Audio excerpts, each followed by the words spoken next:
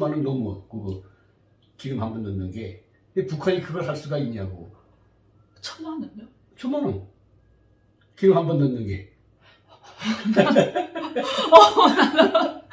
1,000만 원이 뭐.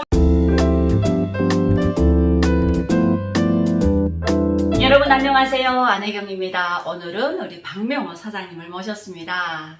안녕하세요, 박명호입니다. 네, 우리 구독자님들이 자주 좀 만나 뵙게 해주세요 했는데 바빴잖아요. 어떻게 오징어 배 사업은 잘 되십니까? 네, 괜찮아요. 아, 괜찮아요.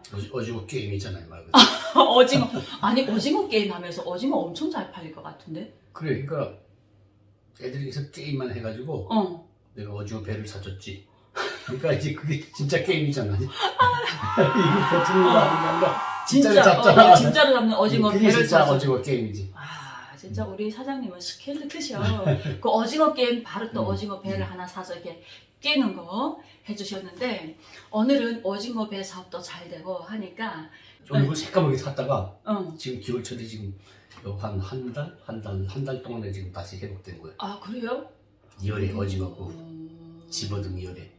그러니까 이게 오징어가 요즘은 금징어라고 할 정도로 엄청나게 비싸던데 오징어가 왜 안 나오는 거지? 안 나오는 게 아니라 많이 잡아서 그러지. 아, 너무 많이 잡아서 우리 사장님이 너무 많이 잡았구나. 아니, 중국. 지금까지는 우리나라 이 근해 일본, 북한, 남한 네. 이 공동이란 말이에요. 이 공동으로 쓰는 바다인데 오징어는 그만큼 이 활동 반경이 넓지. 이제 약 한 90만 평방킬로미터 되잖아. 동해가 그렇게 되거든. 그런데 한반도 면적이 한 4배 되지. 북한이 지금까지 못 잡았단 말이야. 왜? 북한이 우리 같은 그런 큰 데가 1급 기업소나 한 대씩 있단 말이야. 전국적으로 해야 북한은 손가락에 꼽을 정도라고. 지금 그것도 또 기름이 없으면 못 나간단 말이야. 못 나갈 수밖에 없는 게 그 우리 배가 기름이 얼마큼 들어가는 줄 알아? 한번 만지하면 200리터 도롱통으로 120개가 들어가. 아니 200리터짜리가 120개가 들어가면 배가 몇 톤이에요? 배가 29톤인데 기름이 그만큼 들어가지. 어마어마하다. 그러니까 이제 기름 한 번 넣는 게 1,000만 원 넘어. 그거 기름 한 번 넣는 게. 근데 북한이 그걸 할 수가 있냐고. 1,000만 원요? 1,000만 원 기름 한 번 넣는 게. 1,000만 원이 뭐 우리 같은 사람들 막 5개월치 그러니까. 월급인데 한 번 배 나갈 때. 그러니까 이 90만 평방킬로미터 되는 이 동해오장을 북한이 지금까지 잘 활용을 못했지. 그러니까 그 오징어가 우리가 많이 잡았지. 이때까지 기본 1번 좀 잡고 우리가 좀 잡고 북한은 그래봤자 통통 배로 해봤자 10분의 1 정도밖에 못 잡는단 말이지. 아니 이 영상 북한 애들이 보면 뭐라고 할까? 그랬는데 중국에다가 고장을 내줬잖아. 그러니까. 그러면서 그 중국 사람들이 그저 뭐 그 사람은 뭐 무지막지하게 잡으니까 우리는 이제 이 쌍끌이 불복이란 말이에요. 북한에서 이척뜨라리라고 하는데 그걸 이제 막 해대지. 그다음에 우리는 또 불도 종군담화 하나가 이게 2kg짜리인데 80kg밖에 못 해요. 불법으로 해서 통제받아 우리. 뭐 해양 이게 보호 차원에서 그런 것 하나 없이 그냥 있는 대로 끌어가잖아요. 그러니까 그 사람들 또 자기 바다도 아니니까 그 많은 오징어가 씨가 마르는구나. 다행스러운 거는 작년도 북한이 중국과 그 코토제 관계에서 뭔가 제기된 것 같아요. 아마 작년 중국배 안 들이보냈어. 다 내보냈어. 북한도 아마 이게 더 손해다 이렇게 판단해서 이제야 정신을 차렸는지. 그 북한의 시대는 한경 묵도 바다만 내줬댔거든. 그런데 이제 최근에 이제 강원도까지 다 내줘서 그러니까요. 됐단 말이야. 그래서 울릉도 앞에까지 막고 왔잖아. 그래서 오징어가 금방 회복이 돼버리는 거야. 바다는 이제 다 1년씩 살기 때문에 이게 1년만 그렇게 되면 회복이 금방 돼요. 야, 이렇게 1년만 돼도 이렇게 바다가 막 금방 회복되는 거 북한은 그 나라 주민들을 위해서가 아니라 그 정권의 돈벌이를 위해서 그래서 수산자원을 싹 내주고. 그러고 보니까 바닷일을 하는 사람들, 성공한 사람들 진짜 많더라고요. 대한민국의 탈북민 중에 우리 사장님이 이렇게 해주잖아요. 선장이 된 거는. 그래. 이렇게 해주는데 그 뒤를 따라서 그 배에서 일하시던 분들이 각기 이제는 나가서 자기 영역에서 와, 저는 얼마 전에 그 친구 얘기를 듣고 깜짝 놀랐어요. 분명 내가 와가지고 한 2, 3년 있다가 그 친구가 우리 모임 때 데리고 오셨잖아요. 새로운 친구다 이러면서 어마. 저는 몇 달 전에 그 도루묵 잡으러 갔다가 그 한국 분이 그러시더라고요. 우리 여기 지금 이거 어장하는 중에서 탈북민 사장이 있는데 그분이 탑을 찍는다 그래서 한마디로 말해서 여기 사람들은 안정적인 삶을 추구하고 기존에 가지고 있던 자산과 그다음에 이런 데 위해서 많이 자원하잖아. 뭐 건설업이든가 무슨 뭐 다. 근데 바다 일은 아니란 말이에요. 몸으로 자기 몸으로 때우는 건데 이 사람들은 안정적으로 살자고 하니까 그렇게 위험하고 험한 일 잘 안 한단 말이야. 근데 우리는 안 그렇다고. 일단 떨어지면 하니까 몇 배 하는 거지. 내가 그래갖고 13년 만에 집을 장만했는데 3년 전에 온 친구가 우리 옆에 이사를 오더라고요. 얼마 전에도 우리가 보게 되면 월북한 친구가 있잖아요. 친구 같은 경우에는 그냥 너 그 친구가 존경스러워. 아 존경스러워요? 왜? 아, 그러니까 다른 거 다 떠나서 우리는 한 번도 못 왔잖아. 그걸 질더라서 다시는 이제 가보지도 않고 돌아도 방구도 끼고 싶지 않잖아. 그 집에 또 갔잖아. 목숨 걸고 그 위험한데 지뢰밭을 그 철조망을 한 번 넘어봤잖아. 어쨌든 뭐 그러니까 다시는 이제 넘고프진 않아. 그렇게 그런데 그러면 또 갔잖아. 또 넘어올지도 몰라요. 그러니까 거길로 또 올지 몰라요. 1년 있다 또 올지도 몰라요. 야, 저는 그걸 보면서 한국 분들이 그런 말을 많이 하더라고요. 왜 탈북민들이 정착을 그렇게 어렵게 하냐, 힘들게 하냐. 근데 힘들게 할 수밖에 없잖아요. 우리가 아무것도 없는 빈터에서 시작하기 때문에. 아니 내가 저번에도 말했지만 이미 5천만 명이 이 좁은 땅에 북한보다 더 좁은 땅에 조민이 정착돼 있는데 정착에는 없다. 정착하면 노. 지켜주면 하고 안 지켜주면 못하는 거야. 땅에서는 정확히 말하면 그렇죠. 공간과 틈이 없잖아. 자, 한마디로 우리 자유를 찾아왔어. 자유를 공간으로 생각해 볼 때는 없단 말이야. 이 공간이 정치적 자유는 있지. 물론 내가 대통령 안 찍을 수도 있고 찍을 수도 있고 그건 있지만 경제적 자유는 공간이라고 생각해 볼 때 공간이 없단 말이야. 다 자유가 있으니까 다른 사람이 다 차지했지 이미 전에.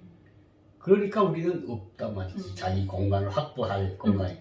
그래서 우리처럼 이렇게 바다로 나온 사람들은 빨리빨리 자기 공간을 확보하는데 육지에 있는 사람들은 힘들죠.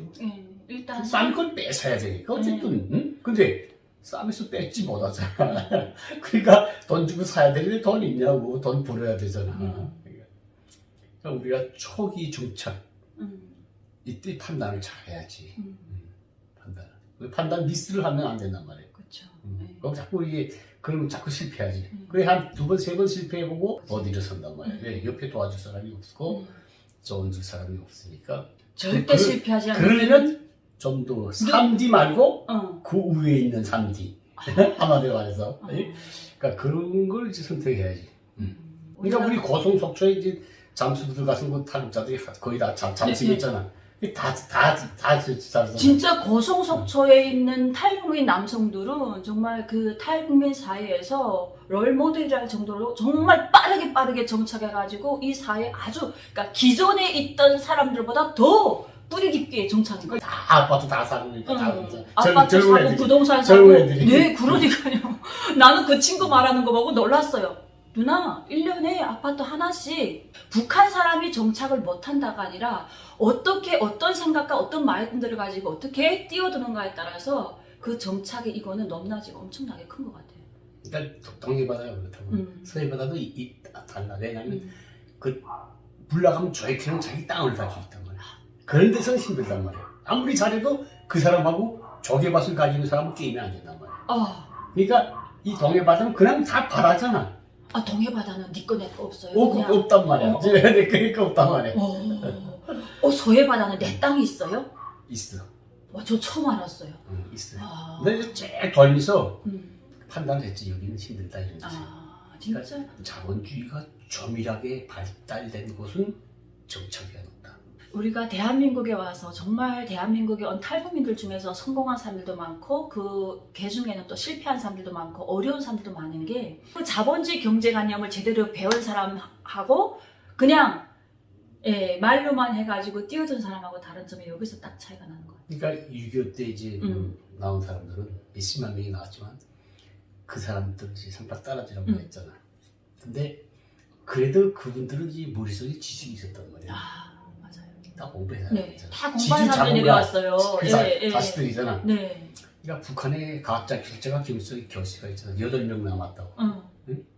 다 온 거야. 몇십만 명이 다 남쪽으로 왔단 말이야. 그러니까. 다 남쪽으로 와서 남쪽의 경제를 발전시키는 데 이루어졌단 말이야. 자기네도 성공했지만 물론. 그런데 우리 같은 거는 북한에서 배운 게 없어요. 그러니까 그때 당시는 북한이 산업국이었고 남한은 농업국이었단 말이야. 네.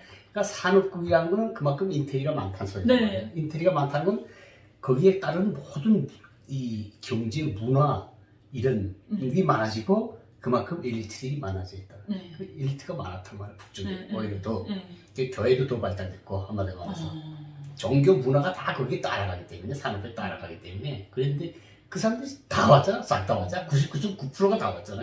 다 남쪽에 왔잖아. 그러니까 우리 같은 거는 완전히 뭐 그냥 무에서 유를 창조했어요. 대한민국에 왔을 때 우리 아무것도 없어요. 머리에 든 거는 김일성의 사상밖에 없었어요. 근데 그 사람들도 아무것도 없어 그때. 예, 남쪽 사람들도 말한다. 우리도 그때는 없었다 그런 말. 근데 이 사람들은 그래도 북쪽에 지금 무너졌어도 토랍이 있었단 말이야. 한마디로 말해서. 근데 북쪽 사람들은 다 버리고 왔잖아. 북쪽이다. 근데 우리는 이제 출路가 이제 오직 그거밖에 없단 말이야. 투지. 그거 가지고 이 사람들하고 승부를 거는데 그 사람들이 안 하는 그런 거. 그러니까 다행스럽게도 3D 업종을 기피하는 현상이 남한에 있어요. 그러니까 지금 우리 석조고선의원 탈북자 젊은 잠수 이 친구들이 아주 잘했다 말이야. 오늘은 또 우리 박명호 사장님이랑 대한민국에서 정착하는 북한에 특히 남성들이 정착이 어렵다고 하거든요. 그래서 남성들의 정착은 그 사람의 생각의 정도에 따라서 다르다는 거에 대해서 이야기해보는 시간을 가졌습니다. 정말 저는 어디 가나 우리 속초 고성의 남성들만큼 탈북민 남성들이 참 자랑스러운 게 모임 가게 되면 하나같이 정말 멋있어요. 그래서 정말 이 탈북의 정착도 그 사람의 생각과 마인드에 따라서 누구는 못하지만 더 잘하고 있는 탈북민들도 있다는 거에 대해서 이야기해드리는 시간을 가졌습니다. 오늘 방송 마지막까지 시청해주셔서 감사합니다.